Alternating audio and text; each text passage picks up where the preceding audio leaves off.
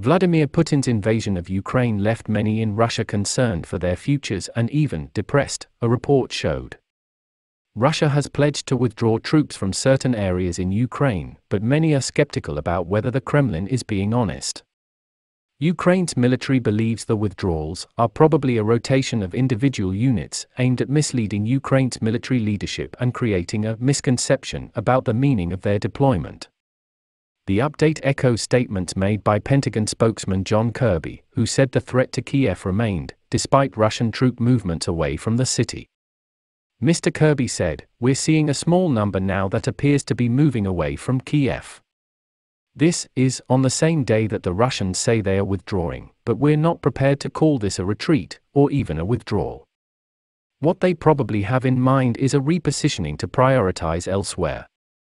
It's certainly not a significant chunk of the multiple battalion tactical groups that Russia has arrayed against Kiev. It's not anywhere near a majority of what they have arrayed." The invasion has seen major Ukrainian cities blasted by Russian strikes while millions have fled to neighboring countries. Russians have also felt the consequences after the West hit the country with sanctions. In February, The Guardian spoke to Russians in Moscow about what was happening at the start of the invasion. Many Russians rushed to cash points to retrieve their savings. Alexei Presnyakov, 32, said, "It said they had dollars, so I came here immediately. Yesterday, the rate was 80 to the dollar. Today it's 100. Or 150. I just made a spontaneous decision today that I would ask, out of work, and go around until I took out all my money before it was worth zero."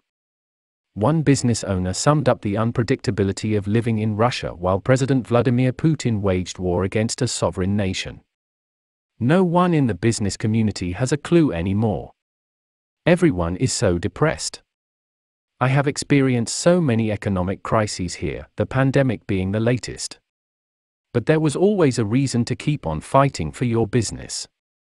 Now, I don't see the light at the end of the tunnel anymore. Even if peace is achieved, the damage is done. How do we reverse it? It wasn't just ordinary Russians who were left saddened by the war, even some of the country's most influential and wealthy people called for Putin to end the conflict. Oleg Deripaska, the billionaire businessman, had called for peace as fast as possible in a telegram at the time. Another oligarch, Mikhail Friedman, broke ranks with the Kremlin and called for an end to Russia's war in Ukraine. Mr. Friedman said, "My parents are Ukrainian citizens and live in Lviv, my favorite city. But I have also spent much of my life as a citizen of Russia, building and growing businesses. I am deeply attached to Ukrainian and Russian peoples and see the current conflict as a tragedy for them both. This crisis will cost lives and damage two nations who have been brothers for hundreds of years. While a solution seems frighteningly far off, I can only join those whose fervent desire is for the bloodshed to end." Reports of peace talks will be encouraging for people in Ukraine and Russia, but Prime Minister Boris Johnson has warned that Putin should be judged by his actions and not by his words.